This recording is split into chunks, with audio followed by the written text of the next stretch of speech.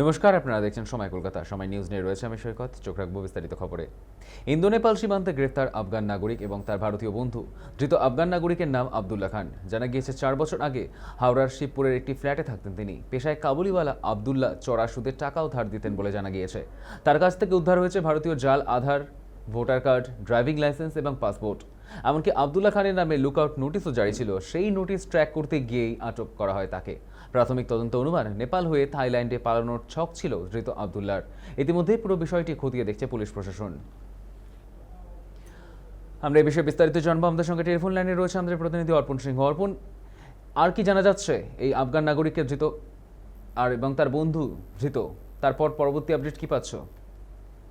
Indo Nepal সীমান্ত থেকে কিন্তু ওই পুলিশের কিন্তু বড় একটা সাফল্য, যেটা জানা যায় যে খড়িবাড়ি সীমান্ত থেকে এই আফগান নাগরিক এবং তার সঙ্গে আরেকজন অর্থাৎ আবদুল্লাহ খান এবং তার সঙ্গে আরেকজন ছিলেন, তাকে দুজনকে অর্থাৎ এই দুজনকে কিন্তু গ্রেফতার করেছে পুলিশ। এবং যেটা জানা যায় যে তার কাছ থেকে জাল আধার কার্ড এবং ড্রাইভিং লাইসেন্স সহ আরো একাধিক যেমন পাসপোর্ট, ভোটার কার্ড, বিভিন্ন কিছু কিন্তু তার কাছ থেকে পাওয়া যায়। এবং আরো যে বিষয় উঠে আসছে যে তিনি কিন্তু হাওড়ার শিবপুরের অর্থাৎ হাওড়ার শিবপুরের 8 নম্বর সিলবস্তির লেনের কিন্তু একটি ফ্ল্যাটে কিন্তু ভাড়া থাকতো এবং তার কাছ থেকে কিন্তু নিয়মিত তিনি কিন্তু তার বন্ধুর সঙ্গে কিন্তু যোগাযোগ রাখতো। এবং এলাকার মানুষজন যেটা জানতে পারছিল যে তিনি নাকি পেশায় কাবুলিওয়ালা ছিলেন, অর্থাৎ চড়া সুদে কিন্তু তিনি টাকা ধার দেওয়াই ছিল তার কাজ। এবং তার আসল যে বাড়ি, তার বাড়ি কিন্তু আফগানিস্তানের কাবুলে, এমনটা কিন্তু পুলিশ সূত্রের খবর। তবে প্রতিদিন সকালে তিনি বেরিয়ে যেতেন এবং সন্ধ্যায় তিনি কিন্তু বাড়ি ফিরতেন। তবে গত শনিবার তিনি কিন্তু আচমকাই ওই শিবপুরের ফ্ল্যাট ছেড়ে কিন্তু তিনি চম্পট দেন। সেই থাইল্যান্ডে যাওয়ার কিন্তু তিনি পরিকল্পনা করেন, অর্থাৎ নেপাল হয়ে থাইল্যান্ডে পালানোর সময় কিন্তু পুলিশ তাকে কিন্তু হাতে নাতে গ্রেফতার করে। এবং এর আগেও কিন্তু পুলিশ তাকে কিন্তু লুক আউট নোটিশ কিন্তু জারি করেছিল।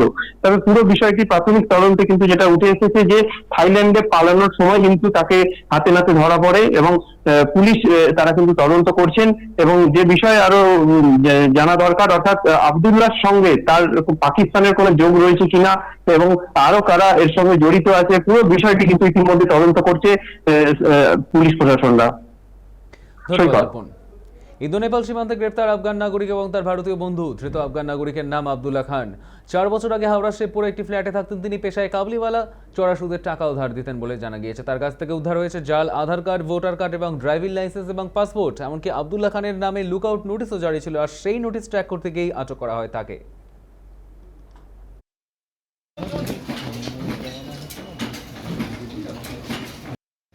দেবে আলোচনা কেউ দেখে একদম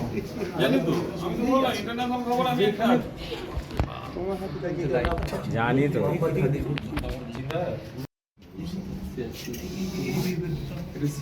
শনিবার লাস্ট 6 बजे 7:30 बजे वो लोग का टाइम टेबल नहीं है, ये मालूम नहीं है। हम तो 13 महीना वही सुधी किसी कहाँ का रहने वाला था? ये मालूम है। और अफगान आदमी, हाँ, उसका पास सब इंडियन डॉक्यूमेंट है। मालूम नहीं है।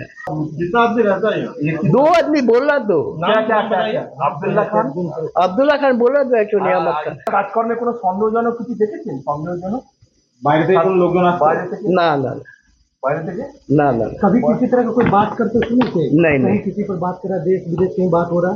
नहीं नहीं ফোনে কি কথা বলতো কিছু? ওরা ফোনে কথা বলে নিজের রুমে, নিজের রুমে আপনি